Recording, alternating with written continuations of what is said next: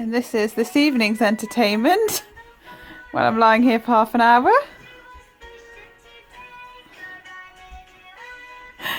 Don't make me laugh, I'll pop it out again.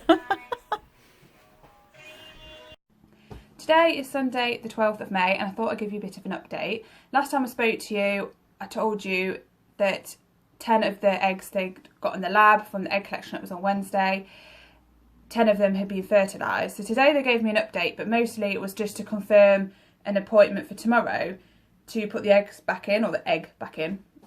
So they phoned to do that and to tell me that. So obviously they must think that there's going to be something to put up there. But when it came to the eggs coming to the blastocyst stage, apparently it takes, according to the literature that they give you, day 5, and today's day 4. So they don't actually know if any of them are going to get to that stage, which is the best stage, the best chance of you getting pregnant, is if they put an egg of a blastocyst stage in.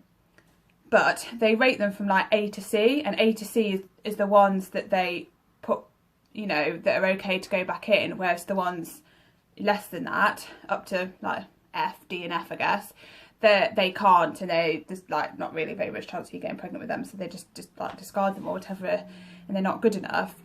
So at the time they were fertilised, this is a bit, it's going to sound really confusing because I'm confused. They didn't really have much of a useful update because, as I said, the blastocyst stage isn't until day 5, which is tomorrow, but they booked me in for the appointment and everything, and they seem to think that some are going to get to that stage looking at what it is in the lab. But I think by the looks of it, it looks like there's 4 that are going to get the blastocyst stage, almost definitely, or most likely to. There's 1 that is very unlikely to, and then there's, I think, the rest of them are like on a medium level, so they don't grade them to you on the phone this time, they don't grade them until tomorrow. So I'm not really sure how many of them are between A and C that have the potential to, more potential to be a baby when they're put back. Oh my god, it was so confusing. So I feel like it's clear as mud, and I feel slightly more stressed, I think, because it wasn't clear and just confusing, and like basically they were telling me they don't actually know how many are going to get to the blastocyst stage tomorrow. I feel like I'm now not reassured at all, but more like unreassured than I was. So I'm like, okay, does that mean there's 4 that are going to be potentially, and those 4 still might not, or what? I just yeah. So I'm very confused and slightly stressed about the whole thing. So I don't think, because last night I was worried about obviously them phoning today and telling me that it was all crap and none of them have got to that stage or whatever. But now I'm extra worried because I feel like we're going to go in, I've got to be there half an hour before the actual procedure, and they're going to be like, oh, none of them have got to that stage. Oh god, it's so stressful. For this evening's entertainment, I've decided that John gets to give me a foot massage. John gets to give you. As you can see, he's thrilled about this situation. I prefer dancing. Well, you can do a dance afterwards if you want. No, one thing a day. Oh, okay. Well, think of a dance tomorrow. You can do some kind of interpretive dance tomorrow. That's worse than foot massage. Okay, fine. Not an interpretive dance. What kind of dance do you want to do? Russian dancing? That could be a disaster. Clumsy. Kick everything everywhere. You can decide. You've got until tomorrow, this time tomorrow, to think of some kind of dance. YMCA it is. You can, yeah, but so you can have music. Thanks. Yeah. I can't wait. Today is Tuesday the 14th of May, and I had my insemination process yesterday, so I thought I'd give you a bit of an update. It didn't go that well. Basically 9 out of the 10 of fertilised eggs got to the blastocyst stage, and then they grade them, those ones, A to F, and A are the best ones, the biggest chance of you getting pregnant by, and F the least.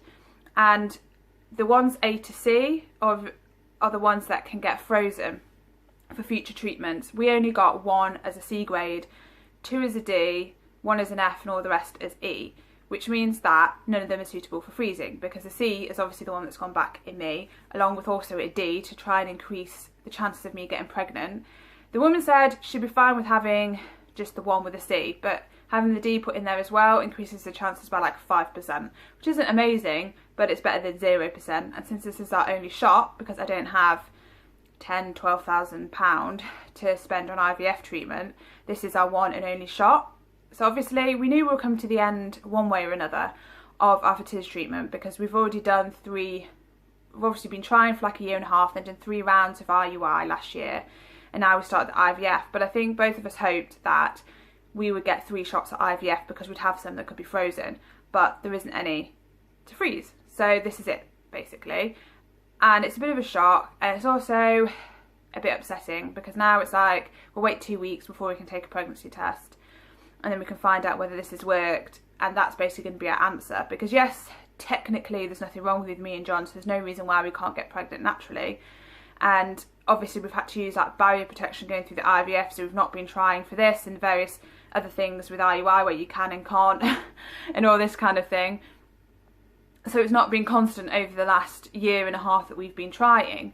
But we were trying a year and a half before the fertility treatment, and the bits in between the fertility treatment and stuff like this, and we didn't get pregnant naturally. So you feel like once this IVF, if it doesn't work, then that is the end of the road and the end of the chances of me and John being parents, which is just...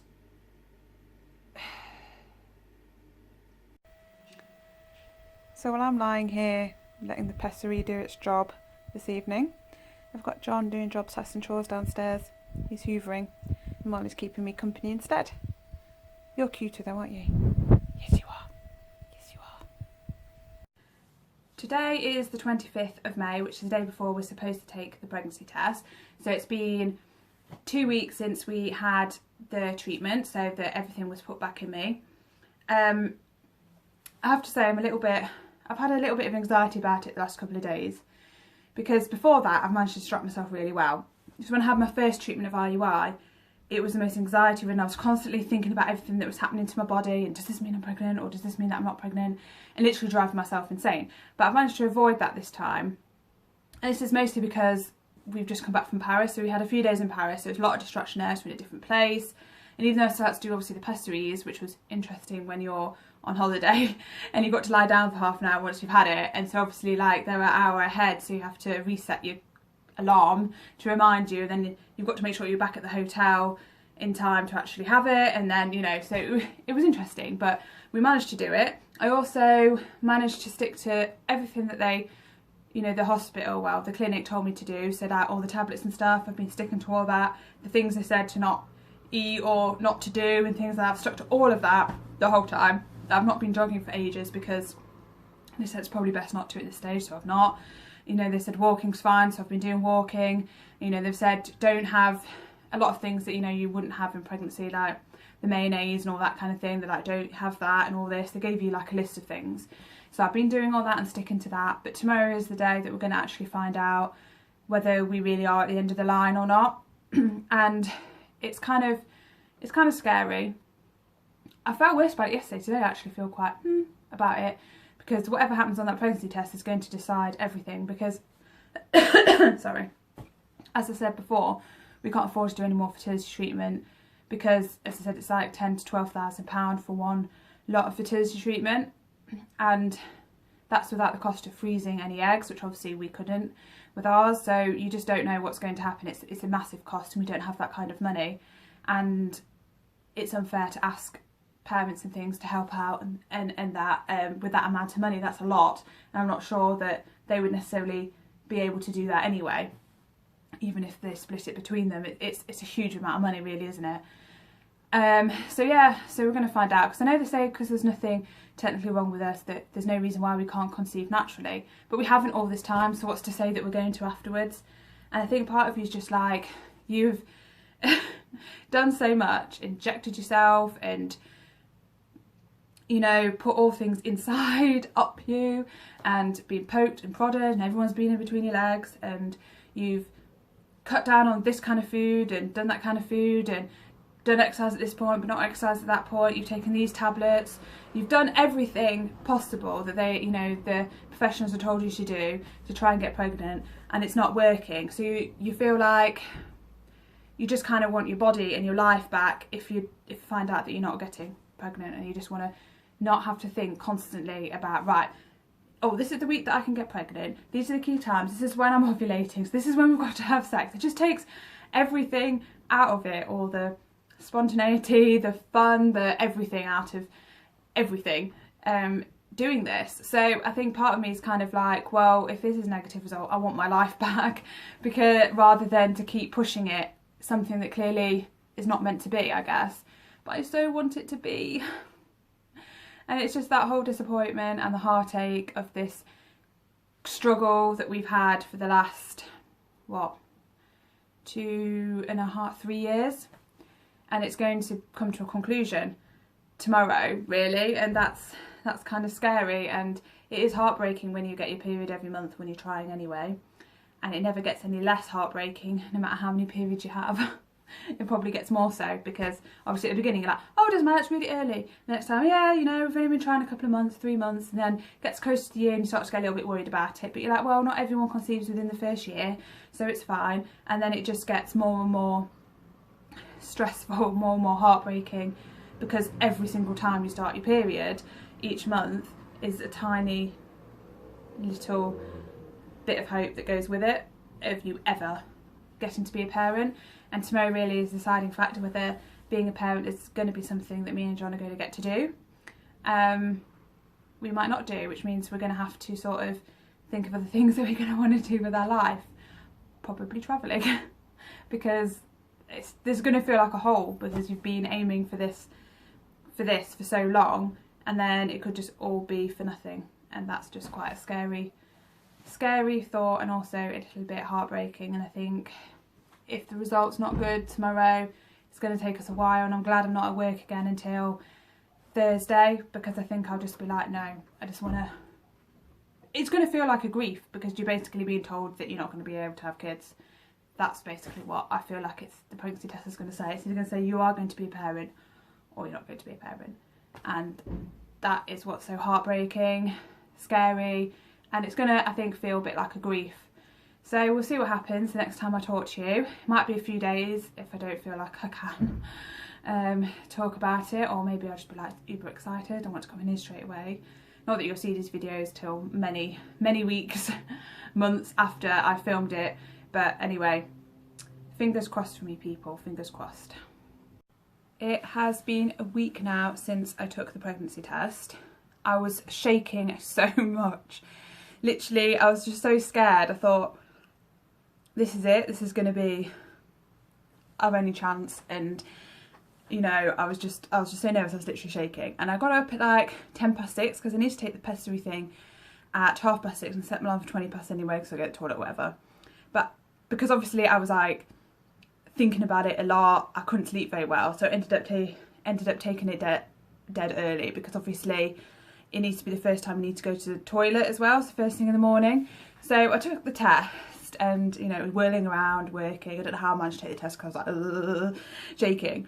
And like, you know, washed my hands, whatever, went back into the bedroom, and John's awake, and then I put it on the side, and I'm not scared to always look at it, because I don't know like what's going to happen, and I don't know how I'm going to feel, whether I'm just going to be like devastated or really happy or whatever.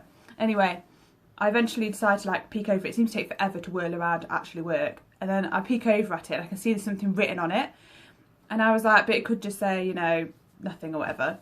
So I had a look, and it said pregnant 1 to 2 weeks. I was like, obviously I knew I was like 2 weeks pregnant because of the IVF treatment, and I was just staring at it like, oh my god, is this real? Am I just like willing this to be on here? Is that is it actually not on there? So I showed John, and John looked at it, and he was like, oh. Now I think we're both so like, have been trying so long and have been waiting for this moment for so long, that when it was there in front of us, we just could not believe it. And then neither of us could get back to sleep afterwards. We were just lying there like, oh my god, it's actually happened for us. We've actually done it. Like, all the effort that everyone's been through, myself and everyone in the fertility clinic in the hospital, in the fertility clinic that we're at now for IVF, like everyone's expertise, everyone's everything, and all the effort that everyone's putting, all the things I'm injecting myself, shoved up there, and whatever. And it's actually something to come out of it for the first time, and we were just there like, this is unbelievable. to be honest, it still feels really surreal and unreal, because obviously you don't, other than your like boobs hurting and things like that, it's not like you suddenly have a bump or whatever. So it feels a bit weird at the same time. And for the last week, I've been convinced that my period's just going to start. Like it just feels so weird. and because it's IVF as well, I have to still take these pessaries. So I've got all these, but to go and get some more. I've got all these to take before I start. There's 2 a day, so it could be worse. But yeah, there's quite a few in a packet, so I've still got to take them. And I've got to go back to the clinic before you'd normally have a scan to have a look, because obviously there could also be 2 babies in there, not just 1, because of the IVF. So yeah, these things, the pessaries that I showed, so they've still got to do them twice a day. Somehow it's not so bad when you know you're pregnant to do these things. But yeah, they're supposed to help reinforce like your lining and stuff to support a pregnancy, and they give you them for IVF. And obviously I've also had a bit of a debacle with hay fever. In fact, I will show you what I've decided to do with the whole hay fever tablet thing. Just one moment. I have really bad hay fever, and have had really bad hay fever since I was like 11 years old. And I take these tablets called Fertility. They're prescription tablets, and they're like 150 milligrams or something. And I have eye drops and things for them. But obviously, when you go look on the packet, it doesn't say either way whether you should take them or not. They sort of say not, but if it's necessary, then take them. So you're like, right, okay. So then when I phoned the IVF clinic, I asked them. They're already aware that I take them because I've already mentioned it when it came to other procedures that happened. So they already knew I took them, and they never said anything about it. But I thought, right, now I need to properly ask. So they were like, oh, I don't know. You should ask your doctor. And obviously you need to phone your doctor. And they said you need to phone your doctor to tell them so they get you on record as being pregnant. So I went to the doctor, which was another thing altogether. It took me absolutely ages. I had ended up going in and landing on them, because when I phoned at either 8 o'clock or 2 o'clock in the afternoon, they weren't answering the phone. I had 49 tries once, and I think 71 another time, and they just weren't answering. Anyway, eventually got an appointment, and I asked him about it, and he was like, oh, I don't know. So I was like, right, okay. So then he gave me the number for the midwife to refer to sort that out. So I phoned them, and while we were talking stuff and she asked questions and things, I asked her. She was like, I don't know either. So then I asked the pharmacist, he doesn't know. So in the end, I ended up asking somebody on Instagram who is pregnant, and I know from last year we had discussions about hay fever, and she's on fexofenadine as well. So I asked her, and she said she was told to come off them because it kind of can dry up your vaginal mucus when trying for a baby, which obviously is irrelevant to me because that's not how we got pregnant. But I decided it was probably best that I tried to come off them. But then it's like, I need to have something because my hay fever is really, really bad. Like, I won't be able to go outside at all, or have windows open and doors open or anything. I'd just be sneezing and my nose streaming and my eyes out here, and I get itchy as well, my throat closes up, all those kind of things. So I thought, I've got to take something. So the doctor did recommend taking Fertility. He says, because they're really small, they're like 10 milligrams or something. And I thought they're probably not really going to touch it, but then it might just take, if I'm sneezing 1 less sneeze out of 3, then maybe it's worth it. So I decided to take them because the doctor said that's quite a good idea. But also one of the things they suggested was taking things like nasal spray and eye drops, because they're localised, they don't go in your bloodstream or, you know, in any way like hay fever tablets do. So I take these anyway. These are from Boots, and they're really good. They're called Opticrom, and they're hay fever eye drops, and I find they're really good anyway. And then he recommended this particular nasal spray, Benadryl, which is like, I think it's natural ingredients as well. So yeah, I've been taking that. I don't know if you can, yeah, if you can see it. Yeah, so I've been taking that as well, and so far it's actually not been too bad.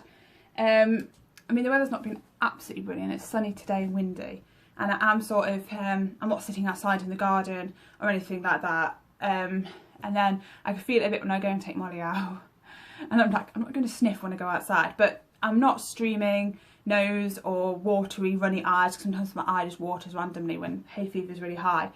But it's quite a long way to go in summer yet, so we'll see how that goes. One of the things I really don't understand is how they time your pregnancy, so when you've got pregnant. And I get kind of, if you have a natural pregnancy, why they do this. And it's from like the end of your last period. And obviously that week after your last period is when you're like fertile, so you're going to have got pregnant sometime in there. But obviously when you're trying you're having quite a lot of sex. So therefore, you're not going to necessarily know the specific day that actually happened. So they just time it from there, and then that makes sense to me. But that means that if they do that with me, they IVF control your period. So I should have had one in May, but I didn't. My last one was back in April.